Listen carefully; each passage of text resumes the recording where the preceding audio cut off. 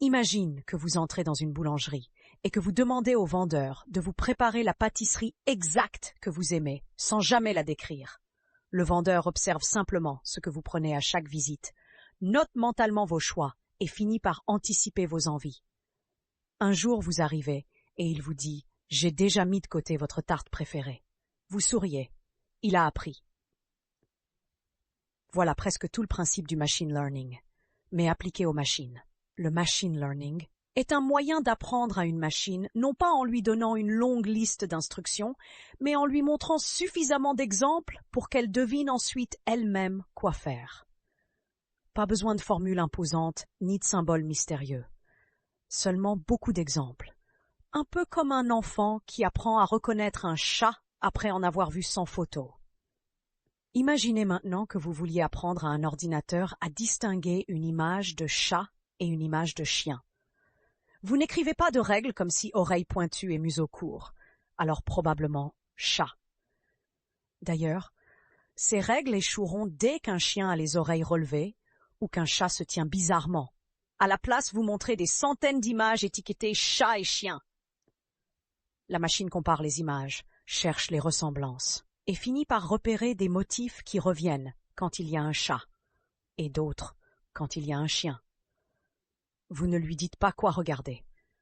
Elle découvre elle-même les indices qui marchent le mieux. Pour comprendre cette idée sans aucune équation, imaginez une grande pièce sombre remplie de mobilier. Chaque fois que vous avancez, vous tâtez un objet et vous vous souvenez de sa forme.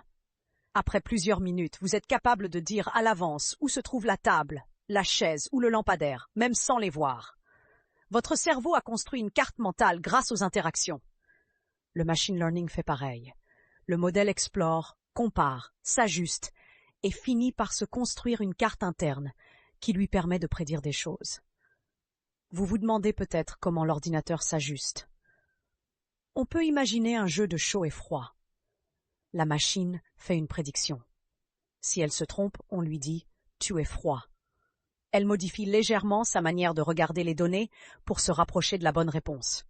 Si elle devient plus précise, on lui dit « tu chauffes ». Le processus se répète encore et encore jusqu'à ce que la machine devienne très bonne. C'est comme apprendre à lancer une boule de papier dans une corbeille.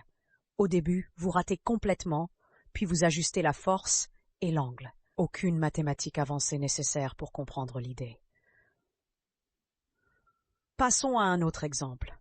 Supposez que vous vouliez recommander des films. Comment faire pour proposer à quelqu'un un film qu'il adorera sans connaître ses goûts personnels en détail? Le machine learning analyse simplement les films que la personne a déjà aimés, ainsi que ceux aimés par d'autres personnes ayant des goûts similaires.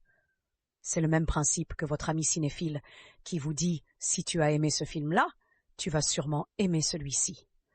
Le modèle apprend à prédire les préférences grâce à des habitudes collectées dans le passé. Ce qui est magique, c'est que la machine n'a pas de logique propre au départ.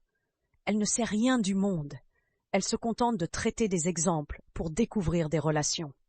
Elle trouve des chemins dans un paysage de données, comme un explorateur qui utilise seulement une boussole basique, mais finit par tracer une carte détaillée. Il existe plusieurs grandes familles de machine learning, mais on peut les comprendre sans les formules compliquées. L'apprentissage supervisé fonctionne avec des exemples accompagnés de bonnes réponses. C'est comme un professeur qui corrige les exercices d'un élève. L'apprentissage non supervisé ne reçoit pas de bonnes réponses.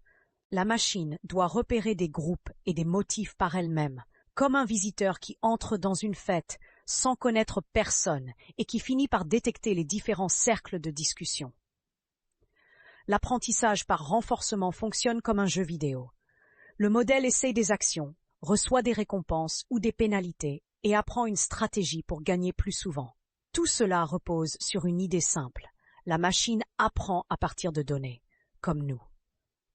La différence est qu'elle peut analyser des millions d'exemples beaucoup plus vite qu'un humain et trouver des détails que nous ne remarquerions jamais.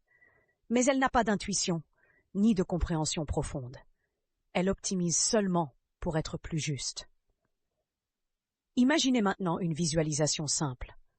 La machine regarde des données dans un grand nuage de points. Chaque point est une information. Le modèle cherche une ligne ou une frontière pour séparer les catégories. Pourtant, vous n'avez pas besoin de la formule de cette frontière pour comprendre ce qui se passe. C'est comme tracer une corde au sol pour diviser des pommes et des oranges posées dans un panier géant. La machine bouge la corde millimètre après millimètre jusqu'à obtenir la meilleure séparation possible.